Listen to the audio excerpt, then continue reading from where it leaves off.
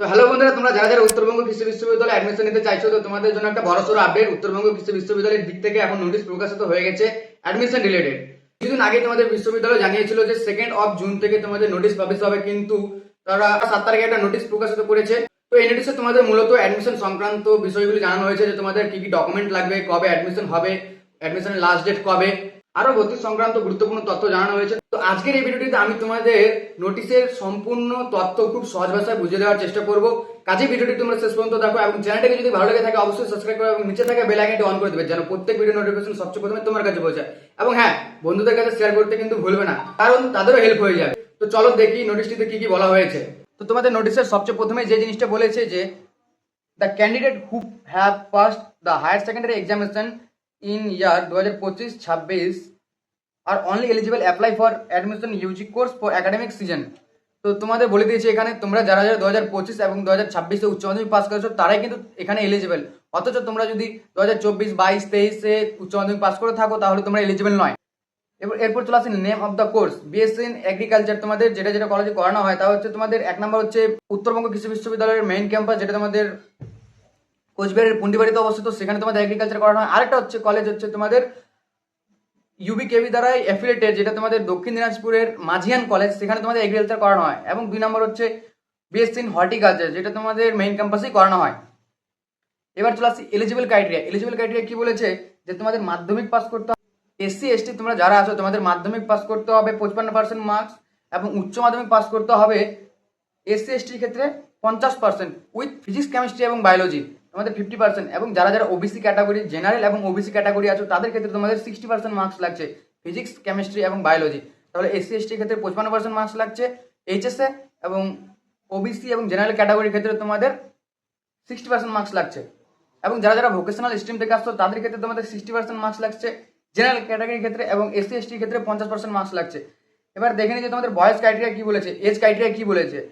Applicant must attain 16 years of age on 1/6/2026। 1/6/2026 এর মধ্যে তোমাদের 16 বছর হতে হবে। এবার দেখে নিই যে ফিস, অ্যাপ্লিকেশন ফিস তোমাদের কত রেখেছে।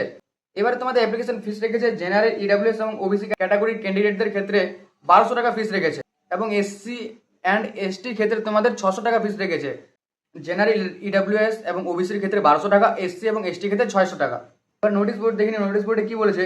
তোমাদেরকে প্রথমে বলেছে যে তোমাদের ওয়েস্ট বেঙ্গল ডোমিসাইল হতে হবে, তোমরা যে অ্যাপ্লাই করবে তোমাদের ওয়েস্ট বেঙ্গল ডোমিসাইল হতে হবে।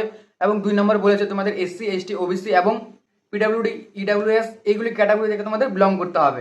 এবং 3 নম্বর বলেছে যে তোমাদের ওয়েবসাইটটি দিয়ে দিয়েছে, এই ওয়েবসাইট থেকে তোমাদের অ্যাপ্লাই করতে হবে।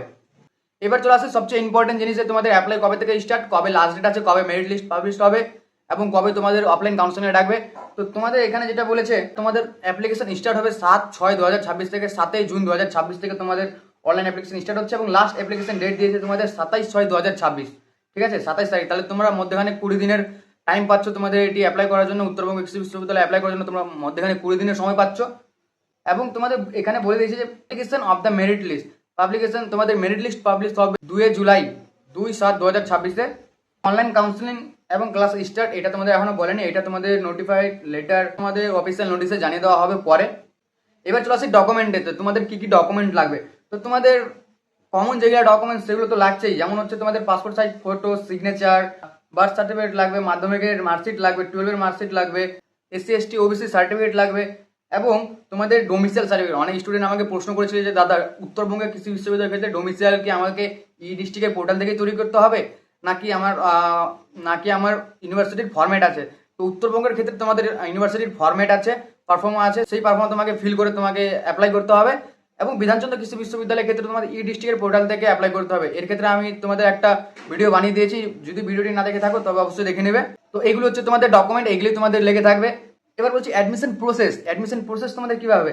সবচেয়ে প্রথমে তোমরা তো অনলাইন ফর্ম ফিল আপ করছোই, তারপরে তোমাদের মেরিট লিস্ট পাবলিশ হবে, এরপরে তোমাদের ফিজিক্যাল কাউন্সিলিং বা যেটা ডকুমেন্ট ভেরিফিকেশন বলে সেটার জন্য তোমাদেরকে ডাকবে। তারপর তোমাদের সেই দিন অফার করবে যে তোমরা কোন সিটটা নিতে চাও, কোন ক্যাম্পাসটি নিতে চাও, কোন কোর্সটি নিতে চাও। তোমাদের ফাইনাল অ্যাডমিশন তোমাদের ফিস দিয়ে তোমাদের অ্যাডমিশন হতে হবে।